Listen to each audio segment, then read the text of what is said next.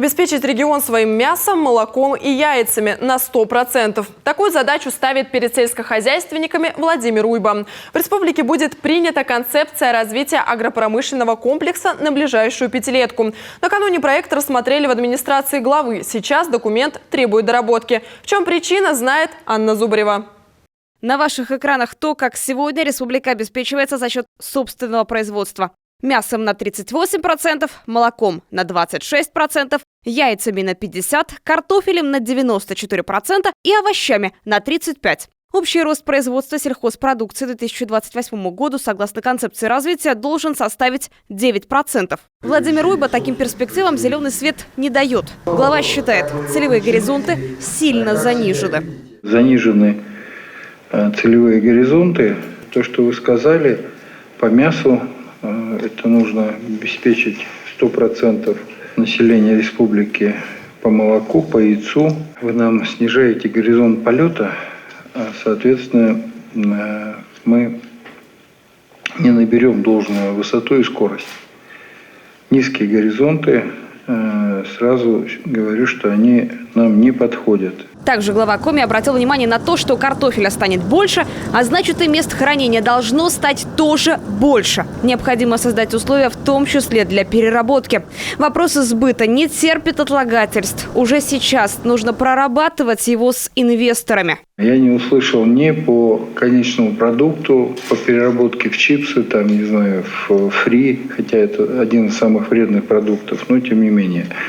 Картофелехранилища современные, об этом ни слова. Мы для чего будем вал увеличивать? Для того, чтобы успеть продать живой картофель, это понятно.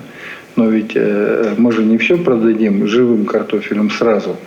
Чего же надо где-то хранить и перерабатывать? Региональный министр сельского хозяйства Алексей Будкин ответил, возможность строительства хранилищ рассматривается в 4 муниципалитетах – Сыктывкаре, Прилузском, Сысольском и Книжпогосском районах. Приблизительная стоимость строительства хранилищ мы оцениваем в 200 миллионов рублей. Хозяйствующие субъекты, которые заявили строительство этих хранилищ, знают об этом. Включить в концепцию пункт о сотрудничестве с Коми-научным центром, чтобы использовать его разработки для развития сельскохозяйственной отрасли, предложил на встрече Владимир Уйба. Коми обладает генетическими ресурсами в животноводстве, производственной базой, богатыми земельными и кормовыми ресурсами. Местная продукция пользуется высоким потребительским спросом. Все это надо использовать. Тормозит маркетинг, который должным образом сейчас не работает. Это не просто картофель. Это золотой картофель, экологически безупречно чистый. Мы не обрабатываем наши картофельные поля пестицидами для уничтожения колорадского жука. У нас его нет, слава богу. Поэтому я не беру там близко к Кирову-Прилузе, а вот все, что дальше, от Сыктывкара и дальше, это действительно картофель уникальный. Поэтому уникальность нужно использовать. Есть еще одна проблема – кадровый дефицит. Привлекать молодых и перспективных одними подъемными мало.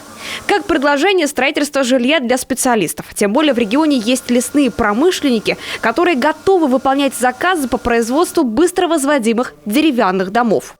Подъемный – это понятно, плюс. Но сегодня на тот же 1 миллион или на 2 дом не построишь. А если мы представляем жилье, то это совершенно точно магнит. Потому что подъемное есть и в других регионах. Это не фокус сегодня.